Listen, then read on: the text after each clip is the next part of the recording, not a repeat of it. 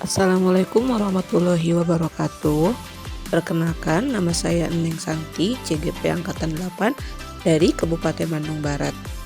Saya akan memaparkan tentang koneksi antar materi, yaitu tentang nilai dan peran guru penggerak yang berkaitan dengan filosofi pendidikan Ki Hajar Dewantara.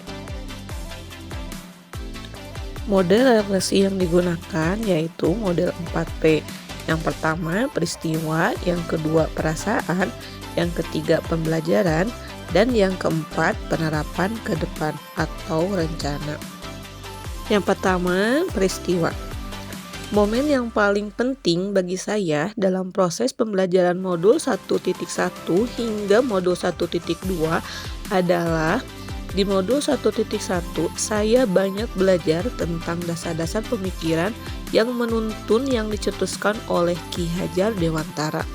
Di modul tersebut dijelaskan tentang tujuan pendidikan, kodrat keadaan, asas trikon, sistem Among, budi pekerti, dan lain-lain.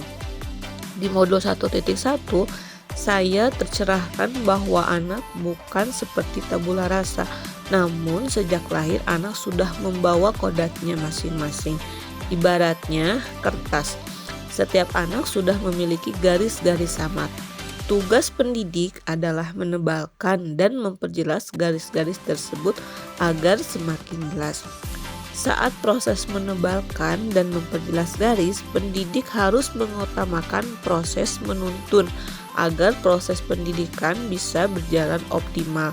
Dengan kata lain, pendidikan adalah upaya untuk memaksimalkan potensi yang dimiliki setiap siswa.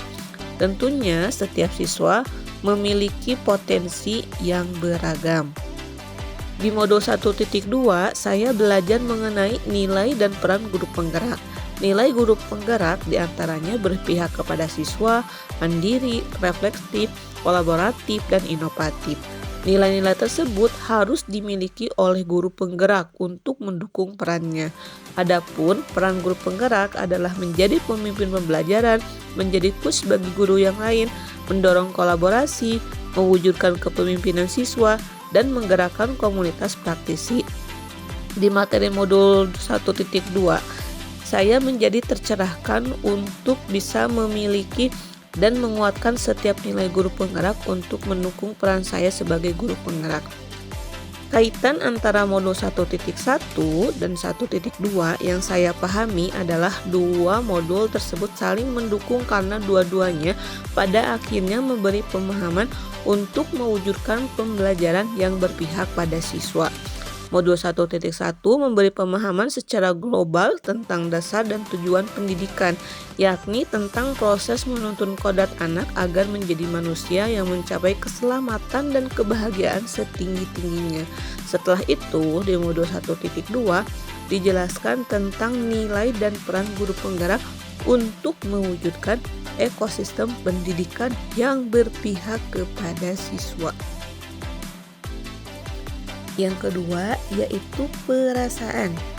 Perasaan yang saya alami yaitu saat momen terjadi saya merasa seperti bagaikan mendapat cahaya setelah berjalan di sebuah ruangan remang-remang.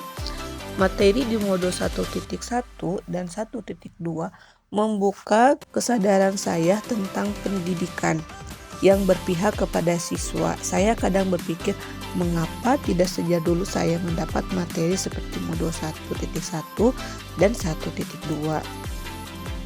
Kemudian pembelajaran. Setiap momen tersebut terjadi saya berpikir bahwa anak lahir di dunia itu seperti tabula rasa, yakni seperti kertas kosong yang siap ditulisi apa saja. Namun sekarang saya berpikir bahwa anggapan itu tidaklah benar karena sesuai pemikiran KHD bahwa anak lahir sudah membawa kodratnya masing-masing. Mereka seperti kertas yang sudah bergaris, tetapi garisnya masih sama-sama sehingga tugas pendidik adalah menebalkannya menjadi lebih jelas. Saya dulu juga berpikir bahwa peran pendidik adalah menyelesaikan materi sesuai dengan capaian kurikulum. Namun sekarang saya berpikir dalam proses pembelajaran kita harus memperhatikan kondisi dan kebutuhan setiap siswa sehingga proses pembelajaran akan berpihak kepada siswa. Yang keempat, yaitu penerapan ke depan atau rencana yang akan dilakukan. Yang pertama, saya akan terus belajar sepanjang hayat untuk mendukung kualitas pembelajaran, baik secara autodidak maupun dengan pelatihan.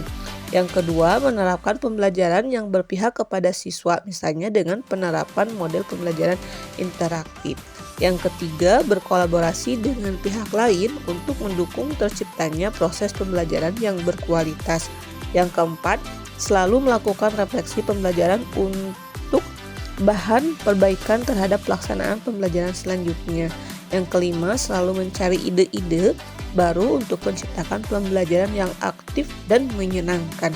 Yang keenam, laksanakan kegiatan gerobak, bari rereongan, dan barudak Sunda Masagi. Terima kasih, itu yang bisa saya sampaikan. Semoga kita selalu menjadi guru penggerak yang tergerak, bergerak, dan menggerakkan. Wassalamualaikum warahmatullahi wabarakatuh.